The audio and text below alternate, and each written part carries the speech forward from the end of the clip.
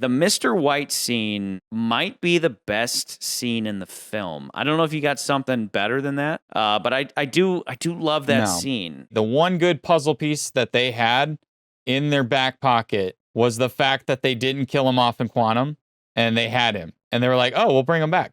Yeah. It's the one piece that they were like, had they just waited another year and just maybe cleaned up the draft a little bit, they definitely could have capitalized on that a lot more than they did. Because it is the best scene in the movie. And I remember it in the trailer where he's like, "You're a kite dancing in a hurricane, Mr. Bond." Dancing in a hurricane. It's such a poignant line that you're like, this is great. If only the movie by the end would have brought to life that beautiful metaphor of a kite in a hurricane, which, I mean, speaking of which, Sam Mendes with the plastic bag floating around like you got to edit that in. Exactly. You got to edit that in. There's so much beauty. Your guy dancing in a you're hurricane. just and he's standing there like, cut to the beautiful plastic bag.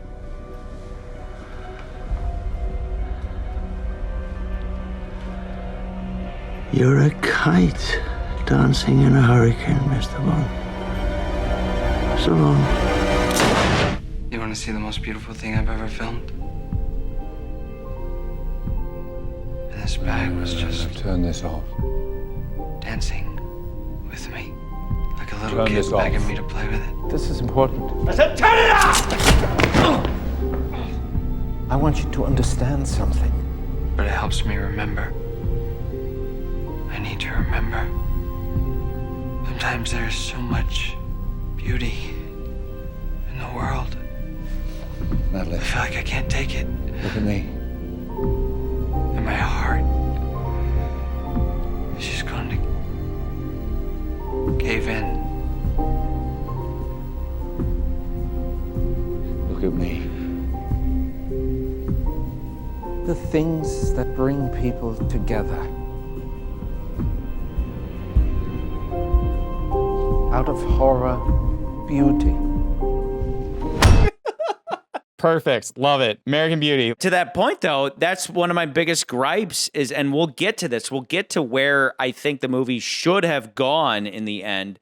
But all we need to know for now is that, wow, what a great visual metaphor for where Bond is. He's never been in such a dire situation, but then later he gets out of it extremely easily. So it's ridiculous. But what we'll say for now, until we get there, in their conversation, basically what it becomes is, okay, Mr. White, you're in a bad position. You're no longer in a state of friendship, I guess, with Blofeld. I found thallium in my cell phone.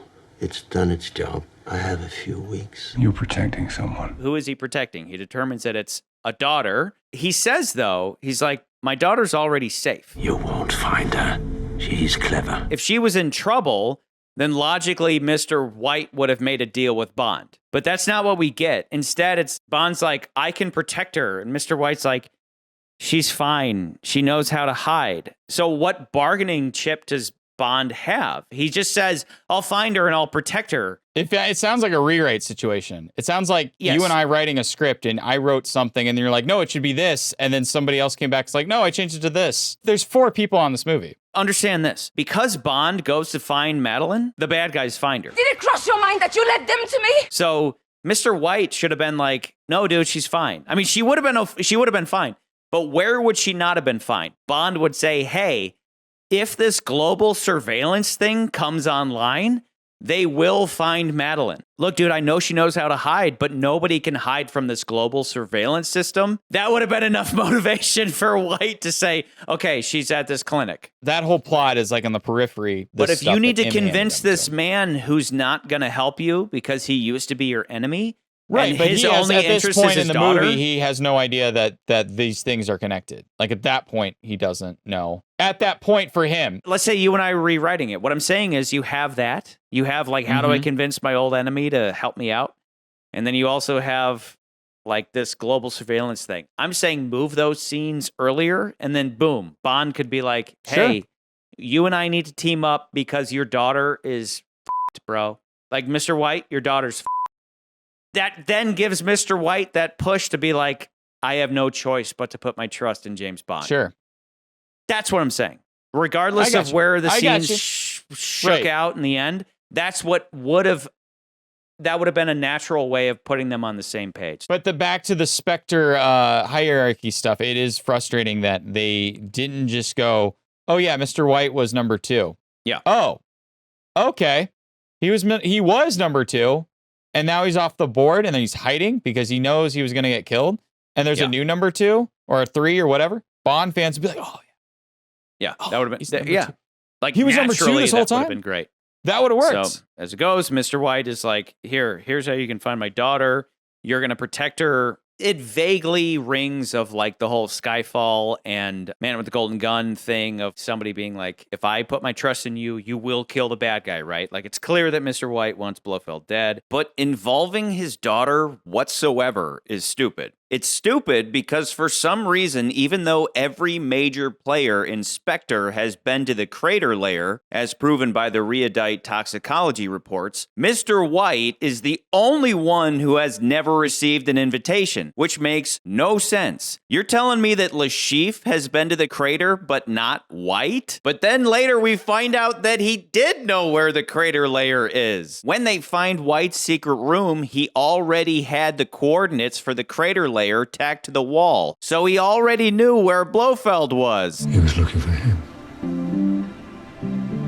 And he sent me here to finish the job. So he could have just told Bond the location and completely left his daughter out of the plot to ensure her safety. You save her. But that's not what's laid out. Instead, Bond's just like, I'll protect her. And he's like, well, what do I need your help for? And Bond's like, I don't know.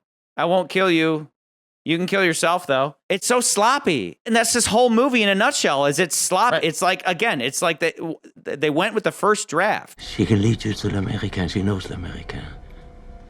Try the Huffler Clinic. The clue he gives Bond is go to this clinic. Well, what is that mountaintop clinic a clear reference to, McCurds? On Her Majesty's Secret Service. Yeah, it is a clinic on the top of a mountain with a runway, kind of reminiscent, therefore, of GoldenEye as well. So it's kind of both in one. And then also a bit of For Your Eyes Only with the skiers in line that then interrupt the bad guys from messing with the good guy. Remember with Q? Not only that, but like think about it also that in On Her Majesty's Secret Service, Tracy is supposed to be the daughter of a criminal. Well, Swan is the daughter of also another criminal. So it's like, okay, I see where you're going. And they really lean more into what was in the books with her being like, with On Her Majesty's Secret Service with Tracy is like, they're leaning into the idea that Madeline's like, yeah, my dad is a Spectre bad guy, and he taught me how to do all these things, so I'm like cold to everybody else because I had a bad childhood thing, and I know that was in the books, and they don't really clarify that in On Her Majesty's Secret Service, the movie,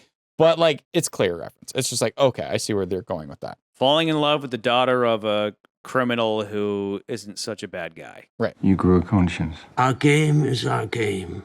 But this, women, children,